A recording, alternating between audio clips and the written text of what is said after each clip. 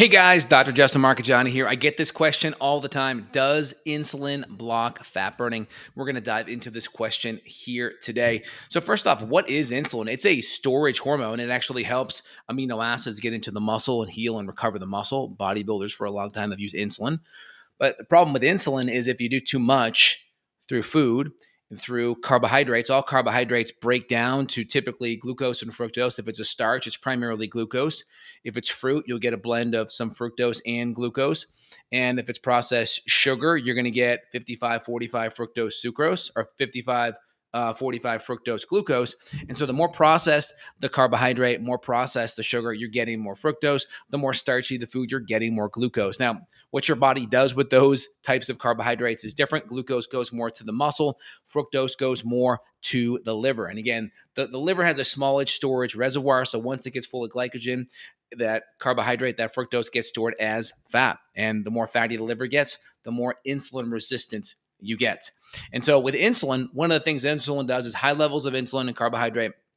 Part of the metabolism of fructose is it will increase uric acid, right? You will see with increased uric acid, increased liver enzymes like ALT. So that's a sign of a fatty liver. Now, when your uric acid's elevated, it'll block the CPT1 enzyme, the carnitine palmitoyltransferase 1 enzyme. That is the enzyme that takes carnitine into the mitochondria. So you have the outside of the mitochondria and the inside. And this enzyme called carnitine palmitoyltransferase 1, CPT1, helps activate the carnitine shuttle.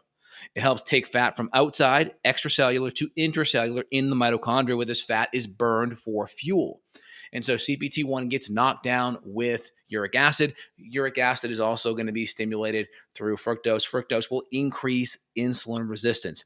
It won't do it directly. It won't impact insulin directly, but it does it through impacting the liver. When you impact the liver and make it more fatty, it activates the JNK enzymes, the junk enzymes, which is going to create inflammation. That's going to create the fatty liver, and it's going to do that by stuffing it full of glycogen and then turning that fructose and turning it into fatty acids.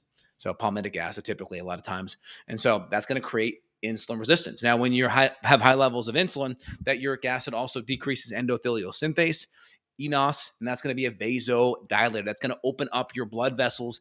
That's going to make it easy for blood to flow. And if your blood's sticky because you're inflamed, you have lots of inflammation, that's going to make it so you have higher blood pressure. Your heart's going to have to pump harder to get your blood into circulation. So when you make your cells sticky, that puts stress on your heart. When you decrease the size of the vessels, then your heart has to pump higher and overcome that high blood pressure. Because essentially, if the blood pressure is 130, like 140, 150, to get blood to move, it has to generate that amount of pressure. And so the more narrow the blood vessels are, think of the garden hose outside, right? You're watering the garden, you put your thumb over that. Well, now the water from the outside of the street has to pump high enough to get that out. So now you're putting more stress on your heart. And then you also put more stress on the vasculature because you have more fluid, because the more insulin you have, the more you hold on to sodium. The more sodium you have, the more that carries fluid. And so salt is never the issue. It's the innocent bystander because of the insulin that's happening in the background. And so how insulin impacts fat burning, it's going to decrease hormone-sensitive lipase. Hormone-sensitive lipase mobilizes fatty acids. It takes the fat, the glycerol backbone, the free fatty acid, throws it off. That fatty acid can now be burnt for fuel with hormone-sensitive lipase. With high levels of insulin, you knock down that HSL enzyme, that hormone-sensitive lipase, and now you can't burn it. Also, insulin itself is there to essentially, let's just say, put fatty acids back in the cell. It's there to take glucose and convert it to fat if it's not being used. And so essentially, if you are exercising or moving, your body is going to preferentially burn the sugar, the glucose over fat, because your body's either going to take it and store it or burn it. So it's preferentially saying, we're going to deal with the sugar problem we have, the glucose problem. We're either going to burn it or we're going to store it. And so if you're exercising or you're moving, your body's going to say, oh, no, let's go deal with this glucose thing first. And then once that problem is dealt with, then we can go deal with the fat stuff. And so if we just take a whole bolus of sugar, let's say 10 teaspoons of sugar from high fructose corn syrup to a soda, well, now we got a problem. Now, here's the thing. People don't know, if you look at like your typical blood sugar, like 100 mg per DL, right? And you look at 6 liters of blood in the body, That's about 1 teaspoon of sugar in the whole entire 6 liters of blood. So when you go have a 12-ounce Coke, that's 10 teaspoons. So you literally 10x the amount of blood or the amount of sugar in your blood with just one soda, 12 ounce, not a 20 ounce, but a 12 ounce. And so think about all the stress your body has to do to clear out 90+% of all that fructose in it. It goes through a ton of stress. It's pumping out insulin. It's dumping that stuff into fats. It's maybe trying to get you to burn it. But if you're insulin resistant, maybe you're tired. It's converting some to glycogen, right? It's freaking out to try to get that stuff out of the bloodstream because if it's there, it's creating inflammation. It's creating a fatty liver. It's glycating things and it's making it harder for your body to burn fat. And so preferentially your body rather burn fat. It's a cleaner source.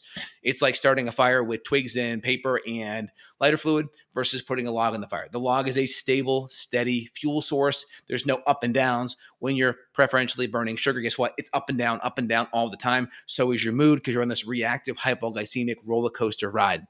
Hope that makes sense. So does insulin block fat burning? Yes, it's going to do it through uric acid. It's going to do it through the carnitine palmitotransferase enzyme 1, CPT1, and the carnitine shuttle.